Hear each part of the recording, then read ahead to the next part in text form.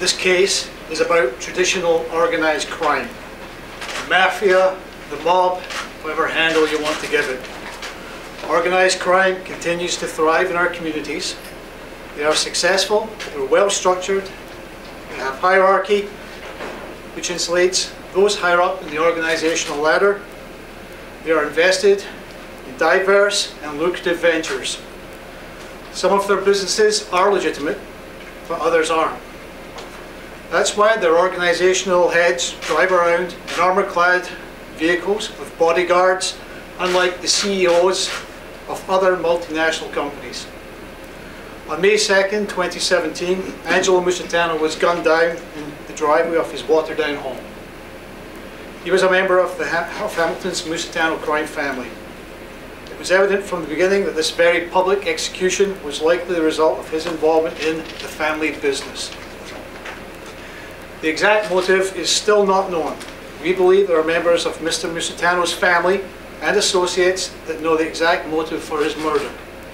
They, however, have chosen to remain silent. In spite of this lack of cooperation, a dedicated team of detectives from the Hamilton Police Service began the task of identifying those responsible for the murder of Angelo Musitano.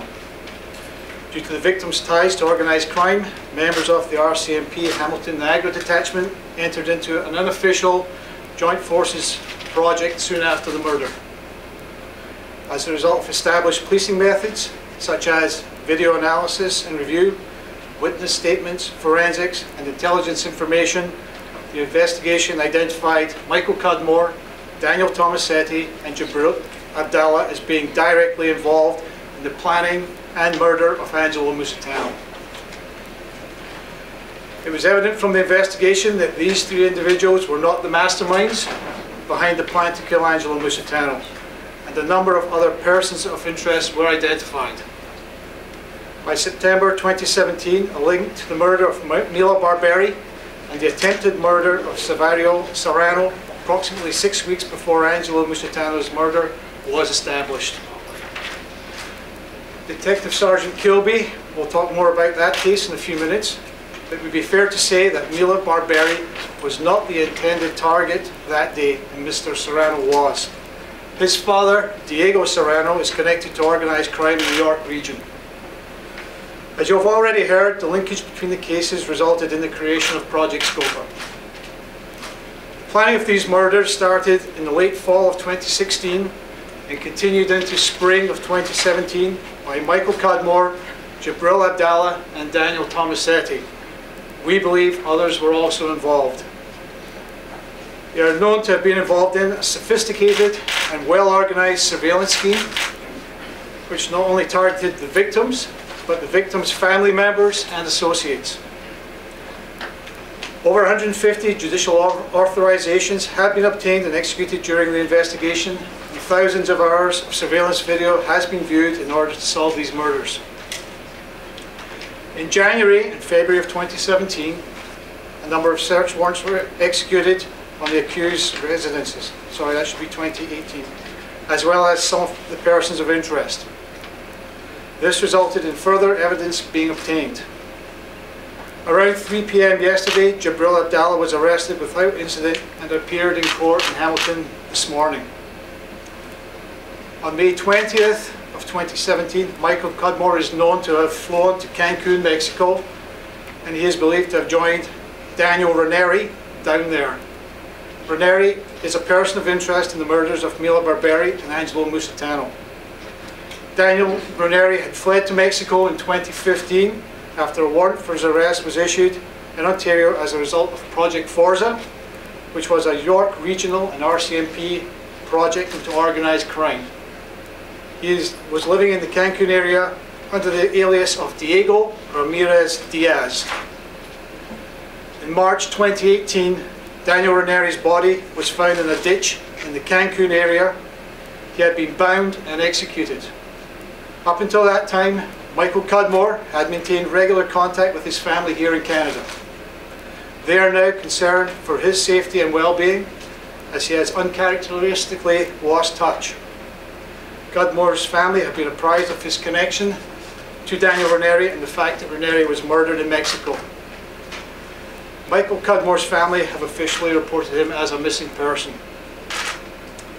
On January 23rd of 2018, a news conference advising of the connection between Barbary and Musitano murders was held at the York Regional Police Headquarters. During this media conference, images of a male suspect and suspect vehicles involved in these murders were released. 4 days later, on January 27th, Daniel Tomasetti boarded a flight to Cancun.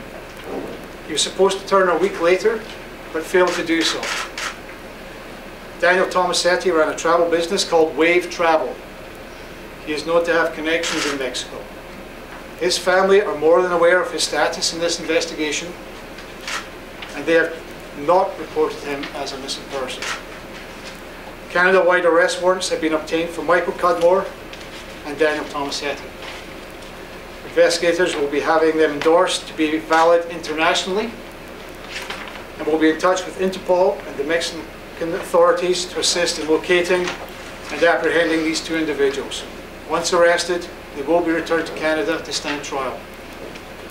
As this international manhunt continues, I want to again warn anyone assisting either Cudmore or Tomasetti, if you assist either of them in evading their arrest, you will face charges of accessory after the fact to murder and will be prosecuted. On March 14th, 2017, at approximately 4:11 p.m., Mila Barbary was shot and killed by a lone gunman in the parking lot of Technica Group, located at 155 Castor Avenue in the city of Vaughan. Mila was a victim of this callous individual and at the time was unaware that she was in any danger.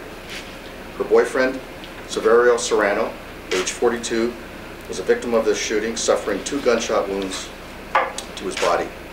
We believe that he or one of his family members were the intended targets of the gunman. The Serrano family is known to the police and have had connections in the past to organized crime groups. Through CCTV, our investigation revealed that there were at least 2 individuals responsible. Video surveillance proved valuable in our investigation, helping us identify and isolate 2 vehicles, a black Honda and a black Jeep. As our tips and leads were exhausted, we continued to move forward with our investigation. However, the identity of the 2 that were seen on surveillance remained a mystery to us. We're not able to identify the suspects that were responsible, but our case remained an active investigation. Our integrated investigation is extensive, and it is through this multi-agency cooperation that we were able to identify those responsible and expose these organized crime groups. Sadly, our investigation has done little and will not provide the Barbary family with any closure.